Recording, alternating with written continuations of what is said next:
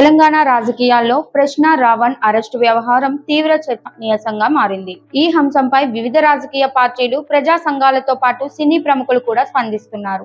తాజాగా విలక్షణ నటుడు ప్రకాష్ రాజ్ ప్రశ్న రావణ్ కు మద్దతుగా సోషల్ మీడియా వేదికగా కీలక వ్యాఖ్యలు చేశారు. ప్రశ్న రావణ్ పై వరుసగా కేసులు నమోదు చేయడం, వెంటనే అరెస్టు చేయడం కక్ష సాధింపు చర్య కాదా అని ఆయన ప్రభుత్వాన్ని ప్రశ్నించారు. ప్రజాస్వామ్యంలో ప్రశ్నించే హక్కు ప్రతి పౌరుడికి ఉంటుందని, విభిన్న అభిప్రాయాలను అణిచివేసే ప్రయత్నాలు సరైనవి కావని ఆయన అభిప్రాయపడ్డారు. ప్రభుత్వాన్ని ప్రశ్నించినంత మాత్రాన కేసులు పెట్టడం ప్రజాస్వామ్య స్ఫూర్తికి విరుద్ధమని ప్రకాష్ రాజ్ పేర్కొన్నారు. ఇక ప్రశ్న రావణ్ అరెస్టుపై ఇప్పటికే పలువురు రాజకీయ నాయకులు, ప్రజా సంఘాల ప్రతినిధులు, సామాజిక కార్యకర్తలు కూడా స్పందిస్తున్నారు. ఆయనకు మద్దతుగా సోషల్ మీడియాలో పోస్టులు పెరుగుతున్నాయి. మరోవైపు ప్రభుత్వం మాత్రం చట్టం తన పని తాను చేసుకుంటోందని, కేసుల నమోదులో రాజకీయ కక్ష సాధింపుకు తావు లేదని చెబుతోంది. ఈ పరిణామాల మధ్య ప్రకాష్ రాజ్ చేసిన వ్యాఖ్యలు రాజకీయ వర్గాల్లో కొత్త చర్చకు దారితీశాయి.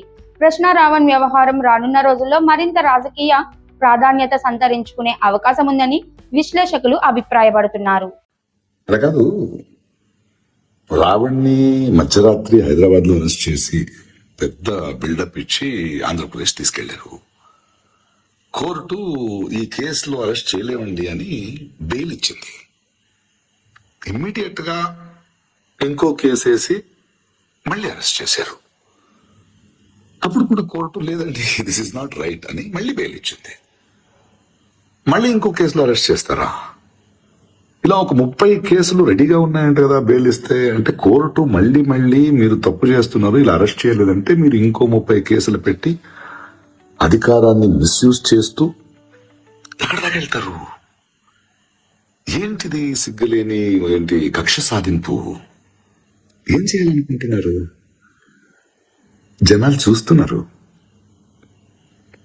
They are seeing your frustration. We are all watching this frustration.